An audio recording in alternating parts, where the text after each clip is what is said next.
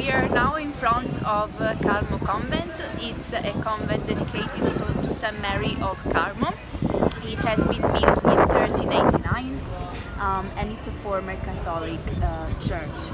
Now, I'm sure you've already noticed, or maybe not, we only have the walls, and it's now an archaeological museum.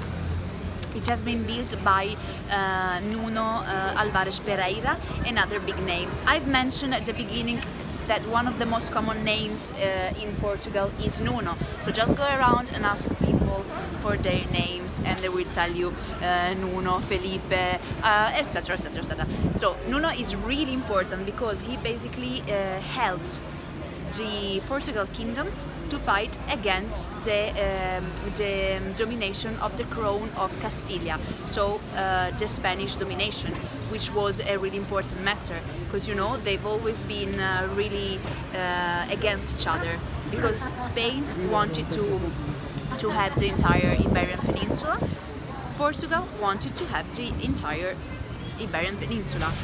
They succeeded in finding agreements here and there, but they had a lot of fights. So this guy helped Portugal to get the freedom from the crown.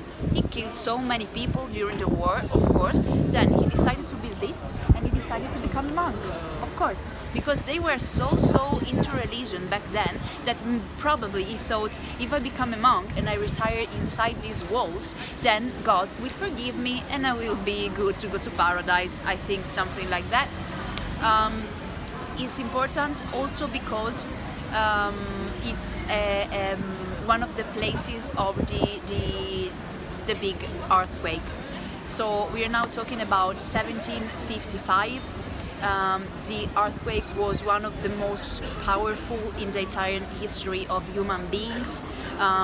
The earthquake was heard until Finland, until Brazil, and it destroyed the entire city of Lisbon.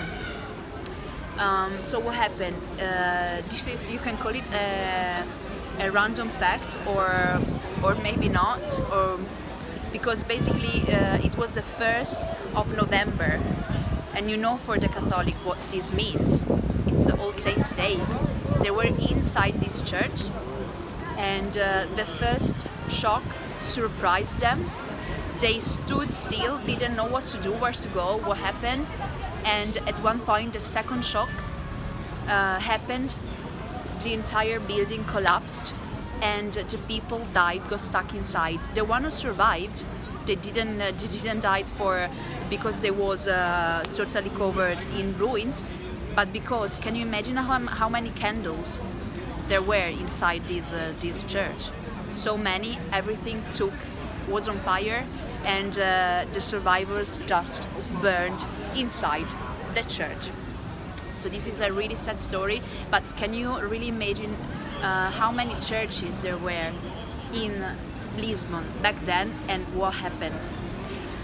Saying this, we go straight to what happened after. So the survivors were running on the streets, and they thought, we need to go away, to run away from the buildings. We need to find a safe place. So they started to run towards the river, that direction, and they arrived there, and they were like, but where is the river actually? There's no river.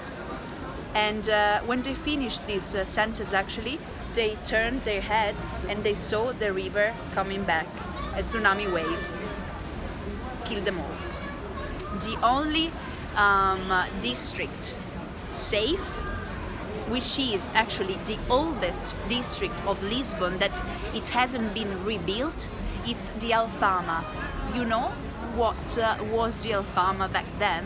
It was the red district, red light district, meaning that if you are a real Catholic and this catastrophe happens, what do you think?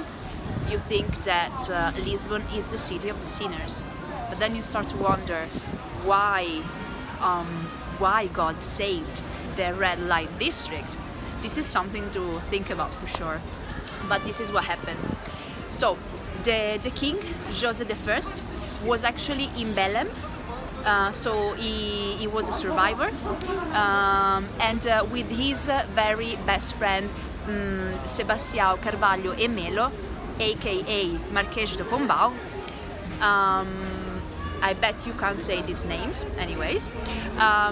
Basically, they decided to rebuild the old city, but before they had to clean everything. So they started to get rid of all the ruins, and then they thought, if we rebuild the city in the same way, and then another earthquake happens, then we're gonna be in troubles again. So the Marquês de Pombal, with a group of engineers, he basically invented this thing called Pombaline cage, which is a wooden structure. You basically put the wooden structure and then you start to build a building on top of it, meaning that if an earthquake happens, the building is gonna follow the movement of the earthquake. Okay, so it's not gonna collapse. How did they test this? They called all the soldiers, they told them to march really fast and really strong so that they could recreate the movement, the intensity of the earthquake. And that actually worked, because then here in Lisbon they had other two earthquakes, but thanks God nothing happened. One last thing about this area, we are actually in the Pombaline area.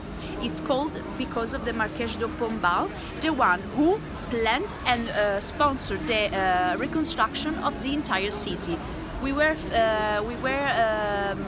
before in Chado, where we found out about all these writers, and that's another district, and that's also part of the Pombaline downtown. This part is partially included in the Águas Livres aqueduct, which is an aqueduct wanted by the King John V, which was an innovator because he understood that there was a lack of drinking water back in the 18th century. It's a huge innovation for those times, and he built this huge aqueduct still visible nowadays. Now, if you don't have any questions, we're gonna move to our next stop.